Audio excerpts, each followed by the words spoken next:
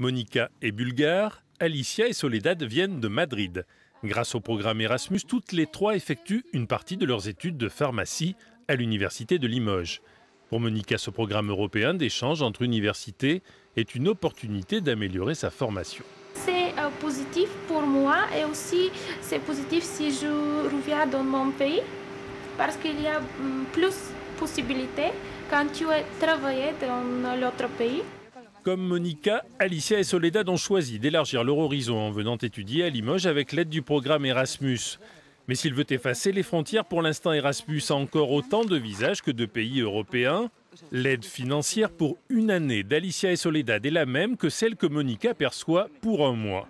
C'est 800 €, 9 mois de stage dans un autre pays. C'est pas 800 € par mois, c'est 800 € par an? Par an, toute l'année. Et avec ça, comment on fait alors? Ça, c'est oui, juste pour payer 2 mois de loyer, un peu plus, et le reste, c'est l'autre parent qui doit le payer. Donc sans les parents, on ne peut pas faire d'études à l'étranger? Non. Aujourd'hui, les diplômes délivrés dans toutes les universités d'Europe sont équivalents. Cette année, 125 étudiants de l'université de Limoges sont partis dans des universités européennes avec Erasmus. Mais la présidente de l'université voudrait pouvoir faire mieux. Qui sont aussi un peu partie prenante de cette Europe, qu'il leur revient de construire, parce que c'est peut-être un petit peu ça aussi qu'on oublie quelquefois. Et je crois que le fait de pouvoir circuler comme ils le veulent, vraiment d'apprendre aussi à vivre avec d'autres personnes, d'autres étudiants, avec d'autres cultures, d'autres modes de vie, d'autres systèmes, etc.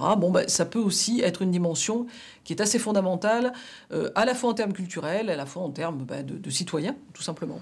Mais à l'université, plus encore que les étudiants, ce sont les équipes de chercheurs qui vivent désormais à l'heure européenne.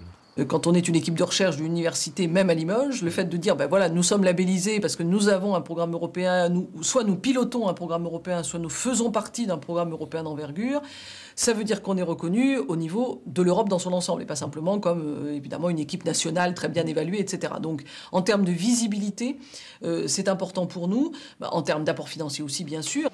Dans ce laboratoire du CNRS à l'université de Limoges, on mène des recherches de pointe en génétique et en immunologie pour soigner des leucémies ou des cancers. Une cinquantaine de chercheurs dont les travaux sont financés à hauteur de 20% par des fonds européens. Mais surtout une reconnaissance internationale grâce à une collaboration très étroite avec plusieurs autres équipes en Europe.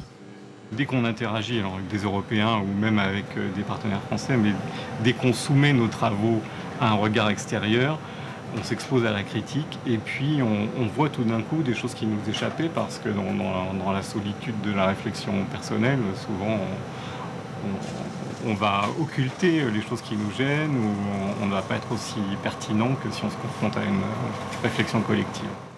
Autrement dit, on est plus intelligent à plusieurs, une méthode devenue la règle chez les chercheurs qui rappelle étrangement le principe de fonctionnement de l'Union européenne.